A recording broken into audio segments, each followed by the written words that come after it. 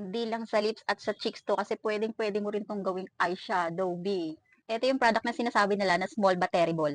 Kasi tingnan mo naman, B, sa sobrang liit ng product na 'to, hindi mo aakalain na marami na 'tong magagawa sa face lock mo. Ito yung cream tint stick ng GY Cosmetics. Di naman siguro halatang gamit na gamit ko 'to, te. Kaya siya tinawag na small but terrible kasi puwedeng-puwede mo 'tong gawing lipstick. See, tingnan mo kung gaano ka-pigmented yan, te. Puwedeng-puwede mong gawing blush on. So, sobrang konti lang maglagay nito kasi sobrang pigmented nito, mga ate ko. See, kita nyo yan? Ito yung meron at ito yung wala. I'm in the shade of 01. Cold rose pala to, mga B. And ang nagustuhan ko pa dito, kapag ka sinade mo siya ng ganyan, hindi ka magmumukhang tosino. Fresh talaga siyang tingnan sa peslak mo. Kita mo naman yung atake niyan, te. Hindi lang sa lips at sa cheeks to kasi puwedeng-puwede mo rin tong gawing eyeshadow, B. Kita mo ba yan? Titigan yung mabuti kung gaano siya ka-pigmented. Pero, yung shade niya, hindi yung sobrang OA.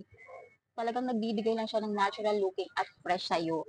Like, see? Kaya gets ko na din kung bakit tinatawag nila to na small but terrible. Kasi sa sobrang liit na ito, pwedeng-pwede mo na lang talaga tong ibulsa. Perfect din talaga to sa mga nanay na katulad ko na gusto maging presentable sa harap ng camera. But at the same time, gusto lang yung natural at fresh looking. May eto na yon from GY Cosmetics. Kung katulad kita, Min, walang ka-effort-effort sa pag-makeup. Pero at the same time, gusto maging plakado at fresh ang peslak. Well, try mo na to, Mi. Maglalagay na lang ako ng yellow basket na to. Go!